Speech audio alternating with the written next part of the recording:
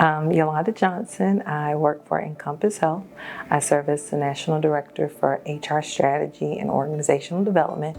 That's just a really fancy way of saying that I help people and I really focus on employee engagement, retention, and development in our corporate office. We are what I would consider to be the Google of the physical medicine and rehabilitation space. Our company, which is really cool about Encompass Health, we are a national organization, so we're not like a lot of companies here in Alabama. We've got 152 hospitals, I think, now throughout the U.S. I was working one in Virginia, and an awesome opportunity came for me to work at our home office here, and so that's what I did. I'm in human resources by accident and not on purpose. I graduated with a business and finance degree and a minor in Spanish, and I thought that I was going to be working on Wall Street.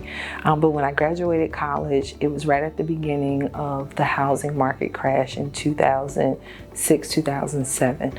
And so I actually went to a staffing agency saying, hey, I need some work. I'm a new college graduate. And they said, we have a job within our staffing office. And that's how I got into human resources. I took one course in human resources, which was required at my school for my undergrad in business. And I found the course to be very exciting. And I just needed a job because I had a cell phone bill and I wanted to get my hair done. And my parents were like, we're not paying for that. And so I talked to my grandmother who passed recently, and she gave me some wisdom.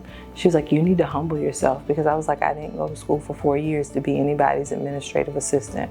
A lot of pride. And so I went to the staffing agency, and when that door opened, it opened me up to a world of human resources that I actually truly enjoy, and I had no idea that that could be a career path for me. What I really enjoy is the fact that the space that I'm in with organizational development, I get to see people continue to learn and really transform themselves and get new careers. My favorite thing to do is I write sticky notes, and it's so funny, there's a show that will remain nameless. When the person on that show, Gabrielle Union, came out with doing that, I was like, oh my God, I already do this, I'm not going crazy. But I take Post-it notes or sticky notes, and they're all around my house. And so when I turn my light switch on, I'll see something that says, you light up the world. Or for me, my faith is a big thing, so I put scriptures on my sticky notes. So I would say whenever I'm having negative self-talk, because I actually have a physical reminder or visual reminder of some positive things, I'm able to just see that and kind of remind myself. So put a sticky note on your mirror and rehearse it, even if you don't believe it. I'll give you some background. I grew up in North Philadelphia. If anybody knows anything about Philadelphia, the north side is the hood. And I say that so proudly. And after I left Philadelphia, my parents that are from South Carolina moved me to a very rural part. But in both of those circumstances, even though it looked distinctly different, there was a lot of poverty and not a lot of access to good things. And so I've been fortunate and only in the positions that I'm in because other people in my community took the time to say, hey, let me help you, let me expose you. And so I want to do that for someone else and not get to a point where I forget where I came from.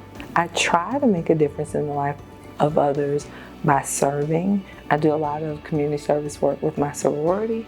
But other than that, I just try to listen. So being there for people and realizing that you don't have to have the answer, but just give them the power of your presence. That's been the biggest way I've tried to serve others. You don't have to have it figured out. When I was 16, 17, 18, I somehow thought that I was supposed to know what college I'm going to, what I wanted to be when I was growing up, and have a life plan already figured out. And I would say no one tells you, you will never have it figured out. Life just kind of happens to you and you got to roll with the punches. So I would say don't worry about not having a plan. Just make sure you figure out your values, what's important to you, setting boundaries, and just letting the moments come and enjoying the moments as they're presented, not trying to be 50 paces ahead with this masterful plan. What adults won't tell you is that it's not all it's cracked up to be. My mother used to have a saying, the older you get, the less you do more of what you want to do. You do what you have to do. And so I think that the girls, while they're in this space of 16, 17, 18, you still have the freedom of not having the weight of so much responsibility where you can still figure out what you want to do and not be crushed by what you have to do. So give yourself that freedom to figure that out. if I would have known that and really internalized that, then I think I would have enjoyed more things, because I wasn't in a rush to try to get to some fantasy destination, which is just more stress, more headaches, more problems. Adulting can be fun, but enjoy the time you have now.